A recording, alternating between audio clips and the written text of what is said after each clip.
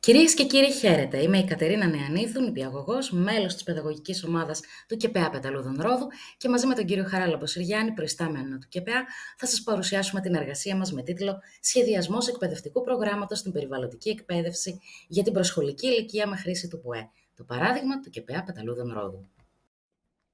Στην παρούσα εργασία παρουσιάζεται ο σχεδιασμός ενός προγράμματος περιβαλλοντικής εκπαίδευσης για παιδιά προσχολικής ηλικίας με τη χρήση τεχνολογιών πληροφορίας και επικοινωνιών από το Κέντρο Εκπαίδευσης για το Περιβάλλον και την Αειφορία, πρώην Κέντρο Περιβαλλοντικής Εκπαίδευσης Πεταλούδων Ρόδου, με τον χαρακτηριστικό τίτλο «Το οικολογικό αποτύπωμα της διατροφής για τον νηπιαγωγείο». Στην πρώτη ενότητα παρουσιάζονται τα βασικά χαρακτηριστικά προγραμμάτων της περιβαλλοντικής εκπαίδευσης στην προσχολική ηλικία και η σύνδεσή της με τις τεχνολογίες πληροφορίας επικοινωνιών. Στη δεύτερη ενότητα καταγράφεται βήμα-βήμα ο σχεδιασμός ενός περιβαλλοντικού προγράμματος για τον νηπιαγωγείο με χρήση τεχνολογίας πληροφορίας επικοινωνιών και η πιλωτική εφαρμογή του. Το συγκεκριμένο πρόγραμμα αποτελεί θεματική συνέχεια ενός προϋπάρχοντος προγράμματος με αντίστοιχο τίτλο αλλά με διαφορετική ηλικιακή στόχευση που λειτουργεί ως εγκεκριμένο εκπαιδευτικό πρόγραμμα από το Ινστιτούτο Εκπαιδευτικής Πολιτικής και βρίσκεται στην πλατφόρμα των εργαστηρίων δεξιοτήτων. Βασικό κορμό διάχυσης των περιβαλλοντικών προγραμμάτων του ΚΕΠΑ Πεταλούδων Ρόδου αποτελεί η ιστοσελίδα του, που είναι ελεύθερα προσβάσιμη από εκπαιδευτικούς και μαθητές. Η υλοποίηση των εκπαιδευτικών προγραμμάτων από περιβαλλοντικές ομάδες μαθητών και εκπαιδευτικών γίνεται υπό τις οδηγίες και την καθοδήγηση της παιδαγωγικής ομάδας του ΚΕΠΑ Πεταλούδων Ρόδου. Η σύνδεση της περιβαλλοντικής εκπαίδευσης με τις τεχνολογίες πληροφορίας επικοινωνιών γίνεται εύκολα αντιληπτή μέσω των εφαρμογών χρήσης του διαδικτύου. Με τη χρήση και αξιοποίηση των ΤΠΟΕ αυξάνονται τα κίνητρα των μαθητών για μάθηση, διευκολύνεται η συγκράτηση πληροφοριών, προωθείται η ανταλλαγή απόψεων, καλλιεργείται η κριτική σκέψη, η ικανότητα για δημιουργία και τελικά επιτυγχάνονται τα καλύτερα μαθησιακά αποτελέσματα. Για παράδειγμα, το video animation διεγείρει το ενδιαφέρον των παιδιών προσχολικής ηλικίας, καθώς η πληροφορία αναπαρίσταται πολυδιάστατα, με αποτέλεσμα να προσλαμβάνουν τη νέα γνώση αβίαστα. Ο συνδυασμός εικόνας, κίνησης και ήχου εμπλουτίζουν τη μαθησιακή διαδικασία, κάνοντας την πιο ελκυστική, πιο παραστατική. Άλλωστε, το animation είναι πιο αποτελεσματικό από τις στατικές εικόνες και αυτό οφείλεται στα δυναμικά χαρακτηριστικά της κινούμενης εικόνας. Αναφορικά με τα χαρακτηριστικά του περιβαλλοντικού προγράμματος για τον νηπιαγωγείο, να αναφέρουμε ότι το συγκεκριμένο εκπαιδευτικό υλικό εισάγει τα νήπια σε μια συλλογική δράση προβληματισμού, διαβούλευσης και έβρεσης λύσεων σχετικά με το κέριο περιβαλλοντικό ζήτημα των διαρκώς εξαντλούμενων φυσικών πόρων του πλανήτη Γη. Και πώς προέκυψε η ιδέα από το προϋπάρχον πρόγραμμα του ΚΕΠΑ Πεταλούδων, που είχε σχεδιαστεί και απευθυνόταν αποκλειστικά σε μαθητές μεγάλων τάξεων δημοτικού και δευτεροβάθμιας εκπαίδευσης. Έτσι, ενώ ο αρχικός σκοπός ήταν να προσαρμοστεί το αρχικό πρόγραμμα ώστε να απευθύνεται στοχευμένα σε παιδιά μικρών ηλικιακών ομάδων, τελικά δημιουργήσαμε εξ αρχής ένα νέο πρόγραμμα με εκπαιδευτικό υλικό που απαρτίζεται από ψηφιακό υλικό, δηλαδή παρουσιάσεις, video animation, από συμβατικές δραστηριότητες, όπως για παράδειγμα παιχνίδια ρόλων, και συμβατικά φύλλα εργασίας. Το υλικό είναι ανοιχτό και προσβάσιμο στους εκπαιδευτικούς στην ιστοσελίδα του ΚΕΠΑ Πεταλούδων.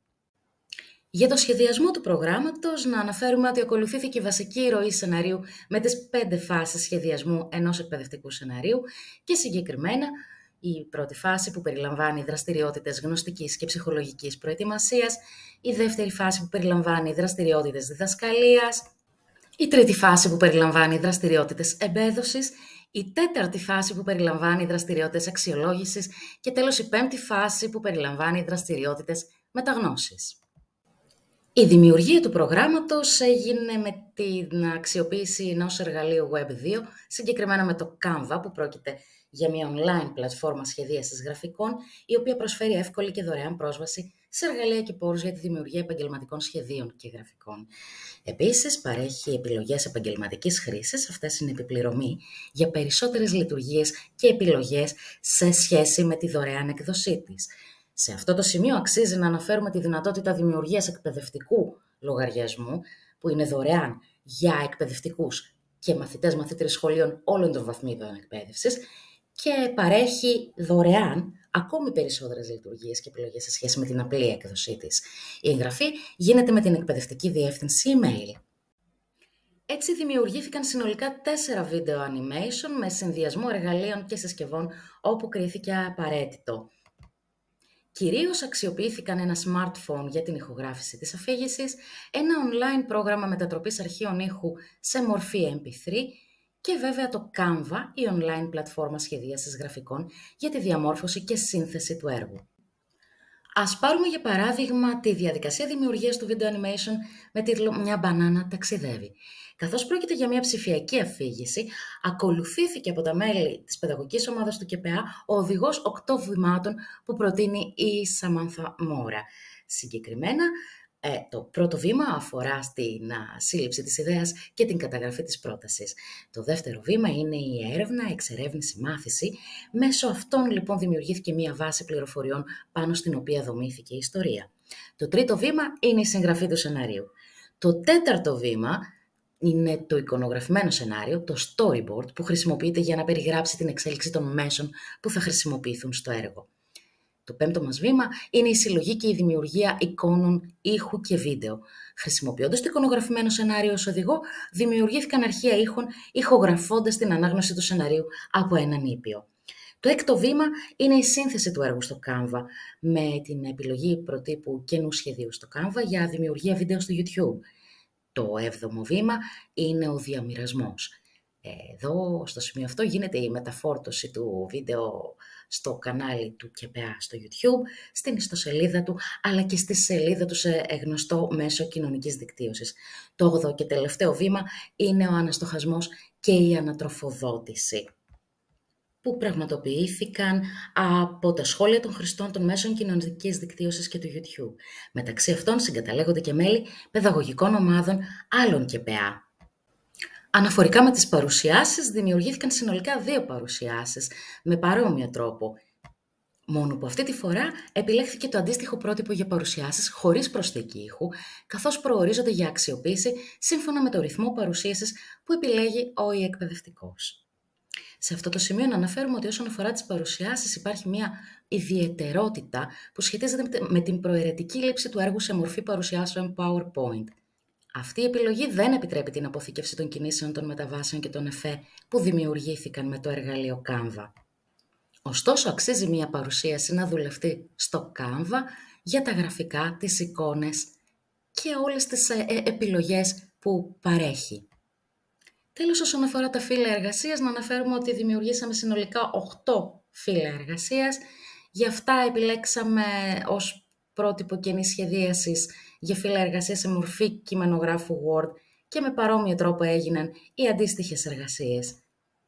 Εδώ να σημειώσουμε ότι παρέχεται η δυνατότητα αναζήτησης σχετικών προτύπων ανάμεσα σε χιλιάδες που έχουν δημιουργήσει άλλοι χρήστες και η εκ νέου επεξεργασία τους ή η προσαρμογή τους στις ανάγκες των δικών μας μαθητών. Μολονότι το πρόγραμμα υλοποιείται πιλωτικά διαζώσει στις εγκαταστάσεις του ΚΠΑ Πεταλούδων, οι περισσότερες δραστηριότητες μπορούν να αξιοποιηθούν και σε σύγχρονη ή και ασύγχρονη εξαποστάσεως εκπαίδευση από περιβαλλοντικές ομάδες μαθητών, μαθητριών και εκπαιδευτικών. Στην πιλωτική εφαρμογή συμμετείχαν μαθητές-μαθήτριες του Νηπιαγωγείου Καλαβάρδων Ρόδου τον Απρίλιο του 2023. Το πρόγραμμα ολοκληρώθηκε χωρίς προβλήματα με την ενεργή και ενθουσιώδη συμμετοχή όλων των νηπίων, όπως προέκυψε από την παρατήρηση, αλλά και την προφορική μαρτυρία των νηπιαγωγών και των συνοδών γονέων. Το οικολογικό αποτύπωμα της διατροφής για τον νηπιαγωγείο αποτελεί μια καινοτόμα προσέγγιση περιβαλλοντικού προγράμματος στην προσχολική ηλικία. Μέχρι στιγμής είναι το μοναδικό πρόγραμμα του ΚΠΑ Πεταλούδων για παιδιά προσχολικής ηλικίας που ενσωματώνει εναλλακτικές διδακτικές πρακτικές, όπως οι προσομοιώσεις καταστάσεων μέσα από το παιχνίδι ρόλων και η χρήση των ΤΟΥΠΟΕ για τη δημιουργία, αυτή τη φορά, video animation και ψηφιακής αφήγησης για την προσέγγιση του περιβαλλοντικού ζητήματος. Οι παραπάνω πρακτικές προτείνονται από το ΙΕΠ στην σχετική επιμόρφωση των εκπαιδευτικών για το περιβάλλον και την αειφορία στην εκπαίδευση. Τα video animation σύντομης χρονικής διάρκειας, αλλά και οι παρουσιάσεις με κινήσεις και εφέ ως εκπαιδευτικά εργαλεία κεντρίζουν το ενδιαφέρον των μικρών παιδιών και ενισχύουν τα κίνητρα μάθησης. Με τη χρήση των ΤΟΥΠΟΕ διευκολύνεται η συγκράτηση πληροφοριών, προωθείται η ανταλλαγή απόψεων, καλλιεργείται η κριτική σκέψη και τελικά επιτυγχάνονται καλύτερα μαθησιακά αποτελέσματα. Τα παιδιά συμμετέχουν ενεργά και με ενθουσιασμό σε μια ιδιαίτερα ελκυστική για αυτά μαθησιακή διαδικασία. Το περιβαλλοντικό πρόγραμμα ήδη βρίσκεται σε μια διαδικασία αξιολόγησης μέσα από την πιλωτική του εφαρμογή, αλλά και την ανατροφοδότηση από εκπαιδευτικούς που υλοποιούν το πρόγραμμα με τα μηνύματα αποδοχής να είναι ενθαρρυντικά από μαθητές και εκπαιδευτικούς. Το δείγμα από την πρώτη πιλωτική εφαρμογή είναι μικρό και δεν επιτρέπει να εξάγουμε ασφαλή συμπεράσματα. Στη συνέχεια, όταν συμπληρωθεί το κατάλληλο δείγμα, θα ακολουθήσει σχετική δημοσίευση και κριτική ανάλυση των ευρημάτων, ώστε να αποτυπωθούν τα αποτελέσματα στην εκπαιδευτική κοινότητα.